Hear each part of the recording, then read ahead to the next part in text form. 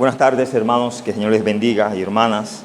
Vamos a orar inmediatamente para ponernos a tono con Dios. Oremos. Padre, gracias por permitirnos en esta segunda oportunidad el reunirnos como iglesia.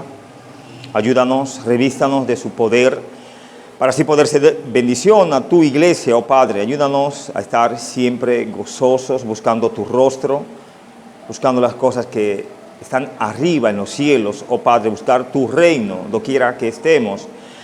Una vez más, aquellos que han puesto en su corazón estar aquí, que tu gracia les alcance, que puedan llegar bien.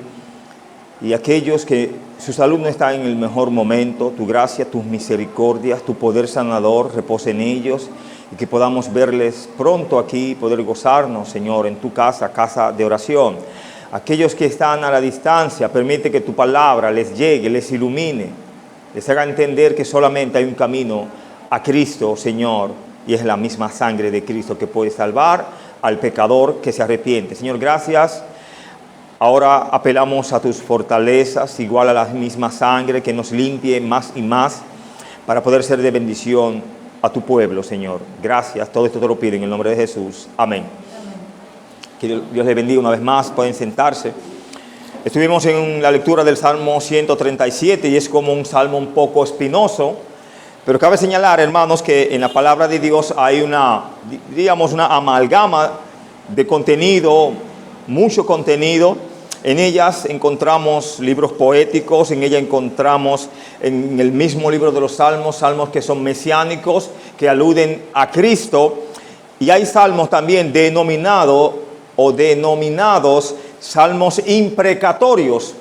Recuerde que estos salmos, hermanos, en especial en el 137, los judíos o el escritor expresan su sentir en situaciones vividas o en situaciones vívidas. ¿Qué estoy diciendo?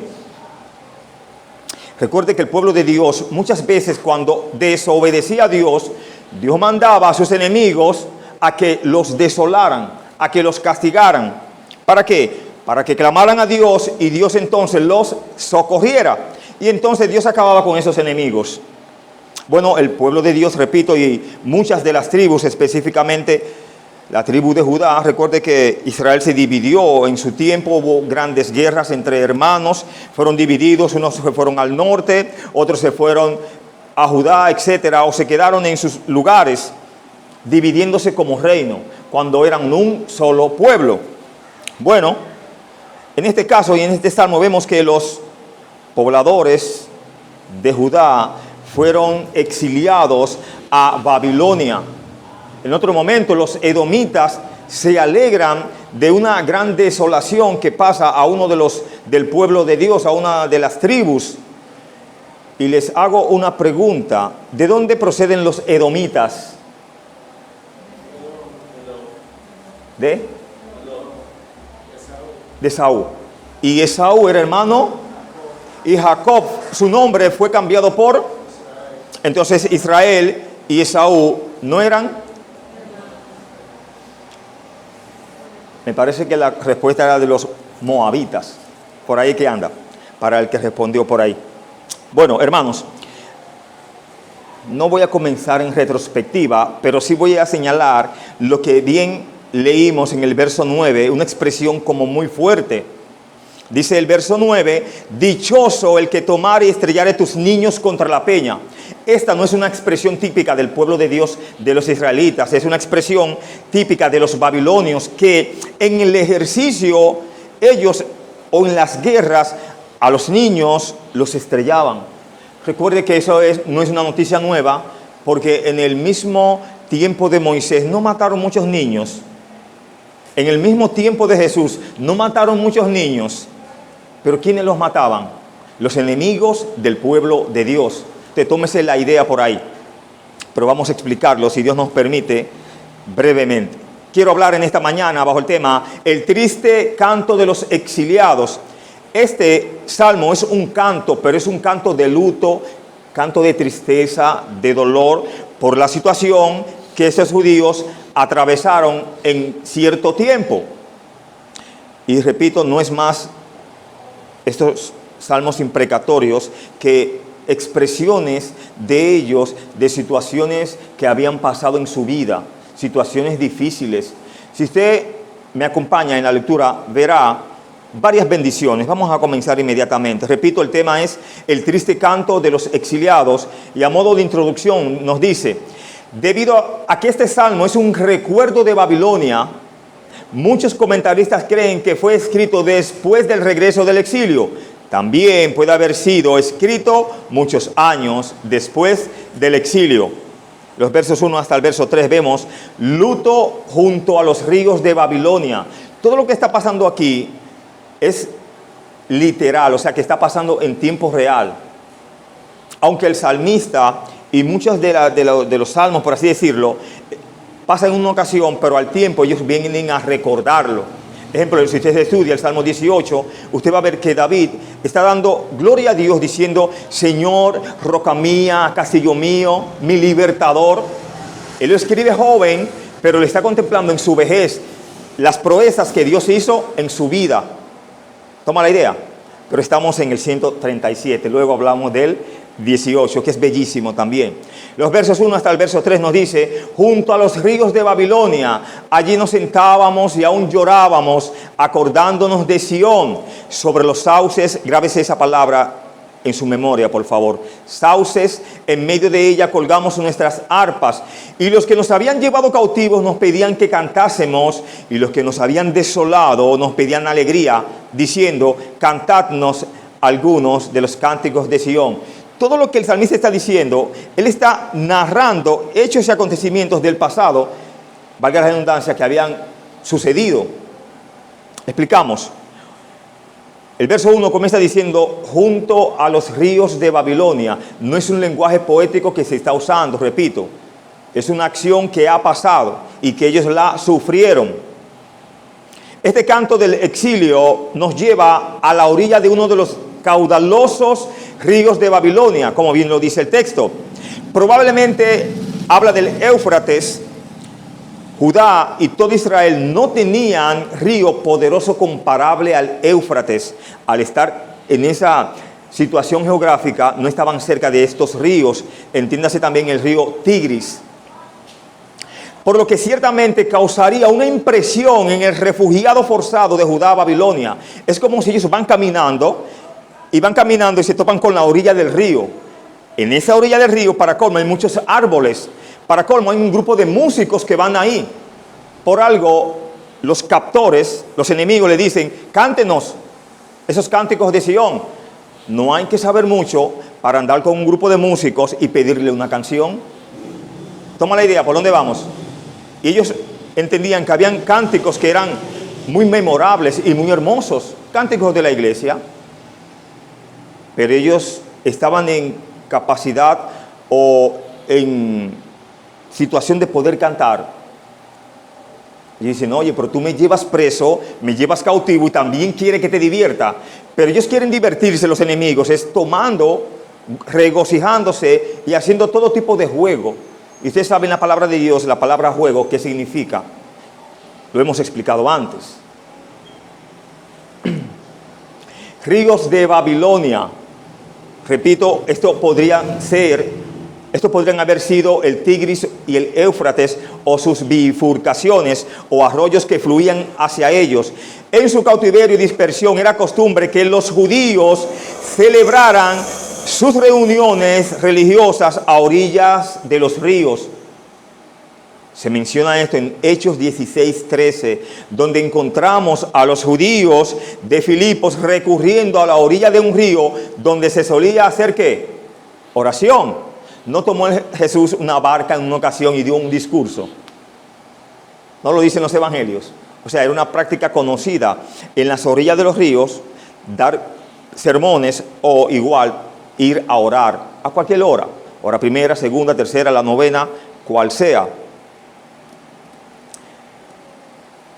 Recuerde que encontramos a judíos de Filipos recurriendo a la orilla de un río donde se solía hacer oración.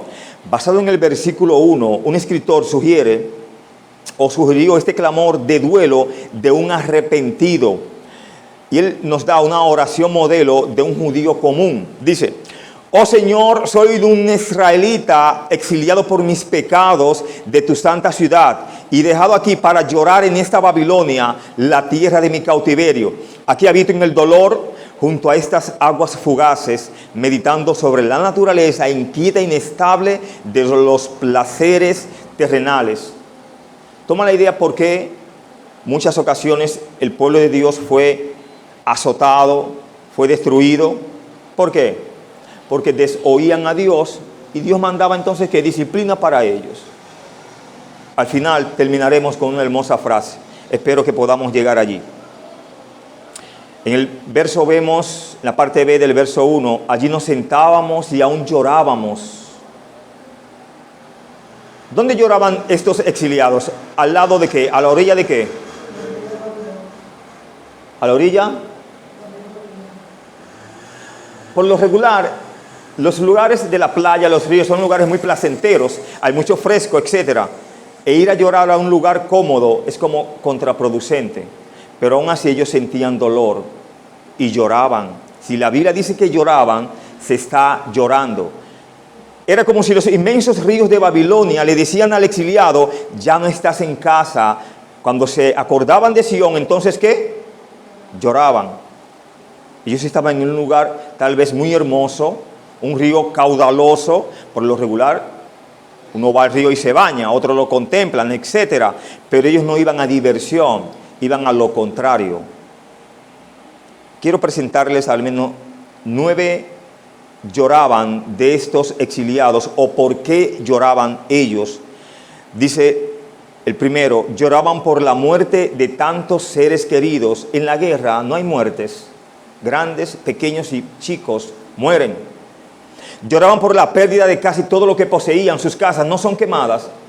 Si usted sale exiliado, tiene que dejar todo lo que tiene atrás.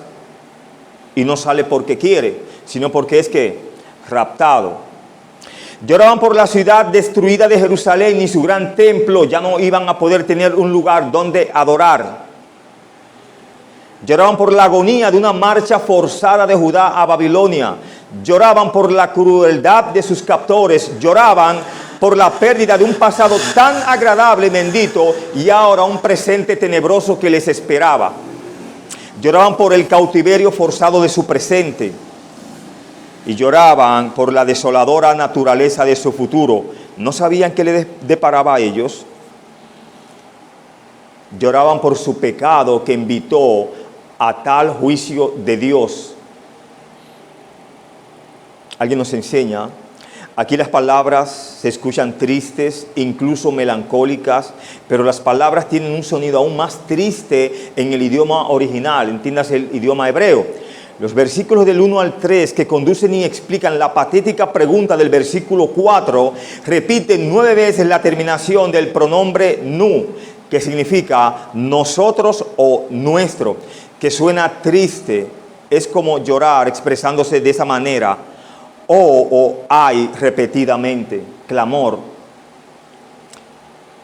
Podemos ver que el cantor o el escritor usa la libertad poética para presentar una escena impactante. Grandes sauces crecían a orillas del gran río y como no quedaban cánticos o cantos en estos cautivos, ellos colgaron sus arpas, sus liras y sus instrumentos de músicas. Pero si no la iban a usar, ¿por qué las colgaban? ¿Por qué las guardaban, hermanos? Ellos tenían fe y esperanza de que un día esos instrumentos los volverían a usar de regreso. Esa es la idea. Una nota aquí, muchos cantores fueron llevados cautivos. Esdras 2:41 nos habla de ello. Estos, por supuesto, se llevarían sus instrumentos con ellos. Los arabim o sauces, también llamados, abundaban en Babilonia. La gran cantidad de ellos que estaban a orillas del Éufrates hizo que Isaías lo llamara el arroyo o río de los sauces. Isaías 15:7 habla de ello. Notamos que aunque los exiliados no podían cantar los cánticos de Sión en Babilonia, no rompieron sus arpas en pedazos ni las arrojaron a la corriente. En cambio, las colgaron en los álamos o en las ramas. posiblemente guardándolas para lo que seguramente sería un día mejor. Recuerde que por lo regular, o pasa en nuestras vidas, tenemos días de angustias, pero igual Dios es fortaleza en el día de la angustia. Un párrafo, espero que se entienda, dice: entonces, como juerguistas borrachos, gritaban: canten. La solicitud hundió el hierro más profundamente en los corazones tristes, porque provenía de aquellos que habían provocado la miseria. Se los habían llevado a los cautivos, o se los habían llevado cautivos, y ahora les piden que los diviertan. Por ahí hay una nota que nos dice: un relieve del palacio de Sennacherib en Nínive, en la tierra vecina de Asiria, retrata una situación no muy diferente a esta, con 3 prisioneros de guerra tocando la lira mientras son acompañados por un soldado armado. Esos están cantando como a lo obligado, ¿no? 3 prisioneros y 2 soldados atrás vayan cantando. Es difícil, ¿no? Pero si no quiere cantar, sabe lo que le pasará, ¿no? Aquí es una flecha, ¿no? Les pasaría. Ellos no cantaron, y como mostraran las siguientes líneas, no podían cantar. Sin embargo, hubo un canto en el silencio que no se oyó en los crueles opresores, sino de Jehová mismo. Era el canto del corazón que se acercaba, que se acordaba de Jerusalén y la consideraba el principal gozo de la vida. En los versos 4 hasta el verso 6, en este punto vemos un voto de recordar a Jerusalén, incluso en el exilio. Versos 4 hasta el verso 6 nos dice: ¿cómo cantaremos cántico de Jehová en tierra de extraños? Si me olvidare de ti, oh Jerusalén, pierda mi diestra su destreza, mi lengua se pegue a mi paladar. Si de ti no me acordare, si no enalteciera Jerusalén como preferente asunto de mi alegría. Hermanos, aquí, vuelvo y le digo, está hablando literalmente. El salmista o el cantor dice: pierda mi diestra la capacidad que tengo, mis labios se peguen. Es como decir, las canciones que yo he aprendido, permite que tú la borres, Señor. Y la habilidad de cantar o de interpretar o de tocar un instrumento pierde esa habilidad. Un guitarrista, si lo traemos aquí, puede fácil tocar con su arpa o con su guitarra, así o así. Pero si usted ve como que él comienza a titubear y no recuerda cómo se toca eso, se vería extraño. Eso está pidiendo el salmista. Somos experimentados en cántico y en instrumentos de música, pero quítanos eso si hacemos tal cosa, si divertimos a esos enemigos tuyos. ¿Toma la idea de lo que estoy diciendo? Creo que sí, es fácil. Vamos a explicarlo. A mí me gustó mucho este salmo, no sé si a usted le está gustando. Igual vamos a seguir predicándolo, ¿no? Dice: aunque sus conquistadores querían que cantaran para su propia diversión, el canto simplemente no estaba allí. Los cánticos del pueblo de Dios eran más que actuaciones, y son más que actuaciones. Procedían y proceden de su relación con Dios. Llevaría mucho tiempo cantar esos cánticos en tierra de extraños. Aunque el texto y el capítulo nos habla de cánticos, recuerde que muchos exiliados en el tiempo de Daniel y sus amigos, cuando ellos oraban hacia la dirección del norte, en alusión a su templo que ellos tenían. Ellos están allí, pero no se les dificulta o no olvidan lo que es el orar a su Dios. Es como ellos, su espíritu, su cuerpo está ahí, pero el espíritu de ellos está ya en el templo orando a Dios, aunque estén exiliados. Esa es la idea, ¿no? Estos querían divertirse con estas personas de una religión extraña, y la solicitud era en sí misma un insulto a su fe. Era imposible y se negaron a cantar el canto de Dios. Haberlo hecho habría sido jugar a la traición de su propia ciudad perdida y de todo lo que representaba su ciudadanía. Es como hoy en día hay un evangelio muy light donde se ha querido sincretizar lo mundano y lo religioso. No, yo puedo ir a una fiesta y desde allí predicarle a los mundanos. Es el mejor lugar a ir a evangelizar. Creo que no. Pero hoy se vive ese tipo de asunto. De hecho, muchos famosos cristianos viven ese estilo de vida. Pero nosotros seguimos aquí fundamentalmente a la palabra de Dios. La Escritura me enseña en Amós 3:3, andarán dos juntos si no estuvieran de acuerdo. Rugirá el león y no habrá quien se asuste. Volvemos acá.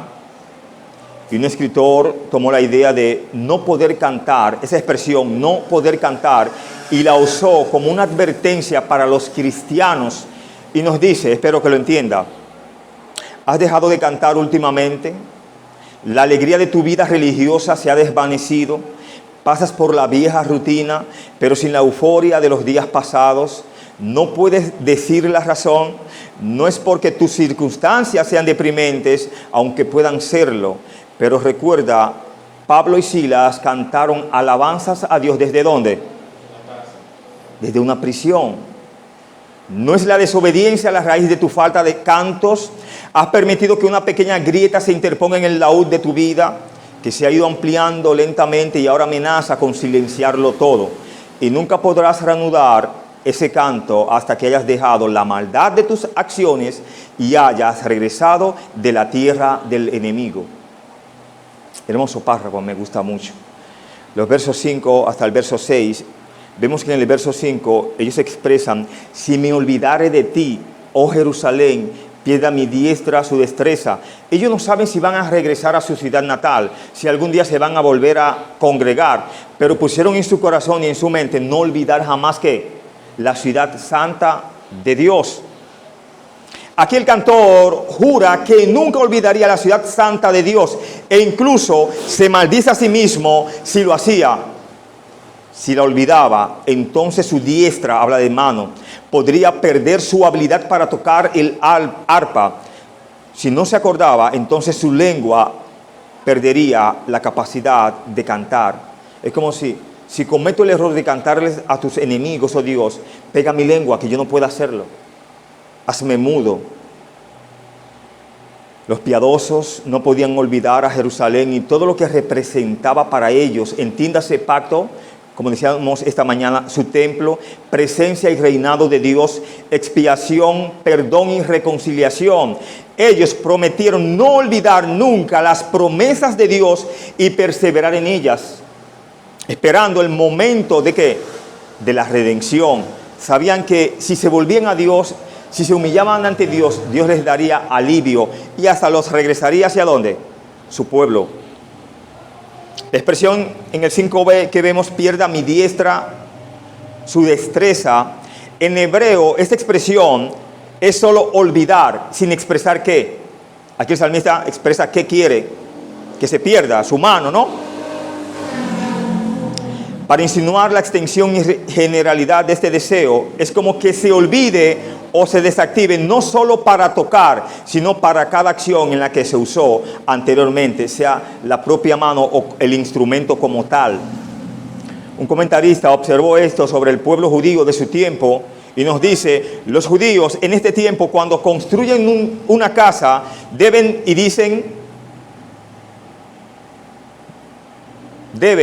dicen los rabinos, dejar una parte de ella sin terminar y dejarla tosca, en recuerdo de que Jerusalén y el templo estaban actualmente desolados. Por lo menos suelen dejar alrededor de 1 metro cuadrado de la casa sin enyesar, en el que describen en letras grandes esto del salmista: si me olvido de ti, oh Jerusalén. Y ellos terminan la oración con otras palabras, pero comienzan diciendo: si me olvidare de ti, oh Jerusalén. Es como si Jerusalén está al norte y estaba al norte para ellos, pero dejaban como un boquete abierto para recordar siempre que esa casa era la casa de ellos, o en esa dirección de allí procedían. Es decir, el recuerdo de la desolación. En el verso 7 vemos en este punto recordando a Edom. Explicamos, el salmista dirige sus palabras a Dios pidiéndole que se acuerde del pueblo de Edom. Y habíamos dicho que Edom no era más que hermanos de Israel, del pueblo de Dios. ubicado al sureste de Israel. Por su conducta durante la conquista de Jerusalén, en este caso, el llamado a recordar era un llamado a que Dios juzgase a los edomitas.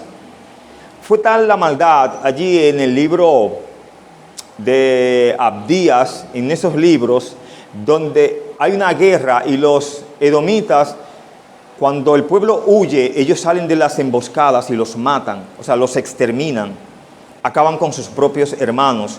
Y eso habla, hermanos, de que Esaú verdaderamente nunca perdonó de todo corazón a su hermano, porque siglos después siguen en guerra, cuando ellos en Génesis supuestamente se habían abrazado, pero no de todo corazón. Jeremías, o en Jeremías 12:6, 25:14, Lamentaciones 4:21 y 22, Ezequiel 22:12 y el mismo Adías 1:11-14 habla de los edomitas, que estos se unieron al ejército de Nabucodonosor contra sus hermanos los judíos y que fueron los principales instrumentos para arrasar los muros de Jerusalén hasta el suelo. Alguien nos enseña, el libro de Abdías es un pronunciamiento profético contra los edomitas por su participación en la conquista de Judá. Si usted lee Abdías 1:12, verá allí que Dios le dice: no debiste haberte alegrado de los hijos de Judá en el día en que se perdieron, ni debiste haberte jactado en el día de la angustia. Dios le cobró a los edomitas muy caro y a los babilonios le cobró más. Usted puede ir allí y solo encontrará ruinas, tanto en Edom como en Babilonia. Dios las exterminó y pudiéramos decir, las borró de sobre la faz de la tierra como nación. Un poco más en el verso 7, parte B, dice cómo decían los edomitas. ¿Qué decían ellos? Arrasadla ¿hasta qué? Hasta los cimientos. Hermanos, ahí está hablando en doble sentido. Está hablando de cimientos del reino de Dios como establecimiento. Y está hablando de cimientos de los muros. Mire a ver si eran creyentes de fe estos edomitas. Si solamente les interesaba que un plato de ¿cuál? Esaú. Los edomitas eran una nación hermana de Israel, habiendo descendido de Esaú, el hermano de Jacob. Más bien deberían haber apoyado y simpatizado con Jerusalén cuando los babilonios se opusieron. En cambio, disfrutaron de la alegría de Jerusalén y querían que la ciudad fuera completamente destruida. Es como estar usted en las gradas y parte de la iglesia tiene un equipo, ¿no? Elija usted el deporte, baloncesto, y está perdiendo el equipo de la iglesia y usted desde la grada está gozándose. En este aquí es más triste porque hay una guerra y los hermanos del pueblo de Israel están en las gradas disfrutando de la muerte de sus hermanos. Repito, la palabra cimientos implica más que los cimientos reales de los muros de Jerusalén, ya que también pertenece al orden establecido por Dios en la creación, en su gobierno y en su elección de un pueblo para Él.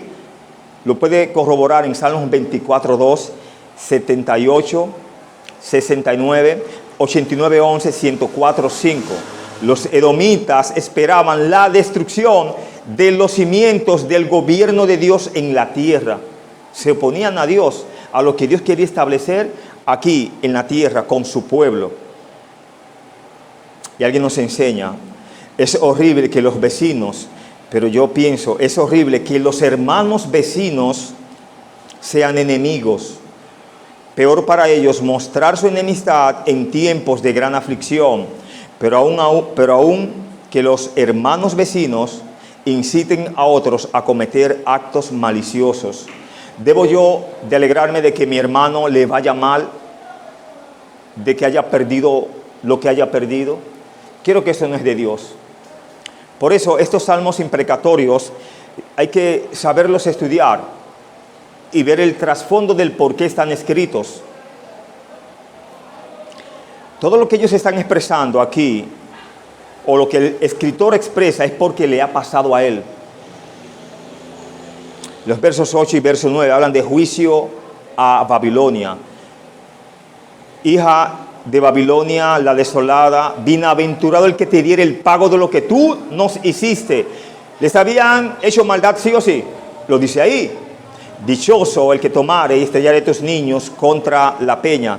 El salmista dirige sus palabras a las generaciones futuras del imperio babilónico, dándoles aviso de que ellos mismos serían desolados en el juicio de Dios. Es interesante que el salmista no hizo de esta oración a Dios como lo hizo con respecto a Edom en el versículo anterior. Quizás consideraba que el juicio de Babilonia era tan certero que no necesitaba su oración, solo su pronunciamiento, especialmente a la luz de otras profecías. Esta es una bendición para el que trae juicio contra los babilonios. Verso 8, explicamos. Y un juicio correspondiente a lo que los babilonios dieron a Jerusalén y Judá. Existe amplia evidencia de que estrellar, esta expresión, estrellar a tus niños, era una secuela bastante común de una victoria pagana. Y los babilonios eran naciones paganas sí o sí. Hasta los edomitas se portaban paganos. Repito, existe amplia evidencia de que estrellar a tus niños, como hemos leído, era una secuela bastante común de una victoria pagana y que Babilonia no había estado de humor para la moderación en la caída de Jerusalén. O sea, lo hicieron bien serio, ¿no? Bien recabado, fueron enfáticos. Podemos ver referencias en 2 de Reyes 25:7, Lamentaciones 5:11. En el verso 9 vemos la parte como más resaltante del Salmo y es: dichoso el que tomare y estrellare tus niños contra la peña. Esta terrible bendición se entiende a la luz de la línea anterior. Sin duda, el cantor había visto que se les hizo esto a los niños de Jerusalén. La maldad ya había sido vista y la horrible imagen quedó grabada ¿dónde? En su mente. Y está diciendo: lo que nos hicieron a nosotros, el haber estrellado a nuestros niños, ojalá Dios permita que les pase a ustedes lo mismo. Pero estamos en el Antiguo Testamento, y la enseñanza va. Él ora para que los babilonios reciban lo mismo que habían dado, pero que lo resuelva Dios, que el juicio venga ¿de quién? De Dios. Tú y yo oramos, pero Dios no necesariamente escucha la oración o contesta la oración cual tú y yo la expresamos, sino que se hace siempre su... Eso es importante, ¿no? Simpatizamos, alguien nos enseña con el impulso del salmista, pero el Nuevo Testamento nos llama a un estándar más alto. O sea, las enseñanzas de Cristo, que me encanta mucho esto. Nuestra respuesta debe ser reconocer que nuestro llamado desde la cruz es pedir ¿qué? Reconciliación, no juicio. El juicio le pertenece a ¿quién? La venganza le pertenece a ¿quién? Tú y yo lo que tenemos es que orar, llevar el mensaje, orar por aquellos que nos maldicen, nos aborrecen, no nos soportan, etcétera. Ora por ellos. No te ponga a decir: Señor, llévatelos, mátalos. No te llevo a ti, que eras peor. ¿Por qué tienen que llevárselo a ellos? ¿Entiende la idea? La venganza es de Dios. Y Dios, recuerde, es el dueño de toda alma. Usted no puede proferir juicio ni de maldición a nadie. Los ángeles no lo hacen. ¿Usted sabe lo que hizo el arcángel Miguel? ¿Fue que lo hizo? En el libro de Judas, cuando se peleaba con el cuerpo de Moisés, no profirió juicio de maldición contra el ángel de las tinieblas, sino que siendo un ángel de luz, le digo: el Señor te reprenda. ¿Quién era quien lo iba a reprender? Y recuerde, hermanos, que en cuanto a angelología se refiere, hay ángeles que son tan poderosos que pueden echar peleas y batallas. ¿Sabías eso? Pero hay otros que su misión no es esa, es otra. Tal vez adorar a Dios. Y en esa misión es que tenemos que entrar tú y yo. Quizás si algunos de sus críticos modernos hubieran estado bajo el yugo del cual fue liberado este salmista, habrían entendido un poco mejor cómo un buen hombre de esa época podría regocijarse de que Babilonia hubiera caído y toda su raza fuera extirpada. Un poco más. Que critiquen lo que nunca vieron arder su templo, su ciudad arruinada, sus mujeres violadas y sus hijos asesinados. Eso pasaba en la guerra. Tal vez no tendrían la boca tan aterciopelada si hubieran sufrido de esta manera. O sea, hay que entender el contexto de lo que está pasando para poder entenderlo todo. El salmista también pudo haber sabido de la profecía de Isaías que anunciaba justamente que esto sucedería. Allí en Isaías 13:16 vemos, sus niños serán estrellados delante de ellos. ¿Pero quién era que iba a permitir eso? Dios. Por último, cabe señalar que hoy las fortalezas de la antigua Edom, como les había dicho, son un desierto desolado. Y el sitio de la antigua Babilonia es una ruina. ¿Qué quiere decir eso, hermanos? En breves palabras, que Dios no puede ser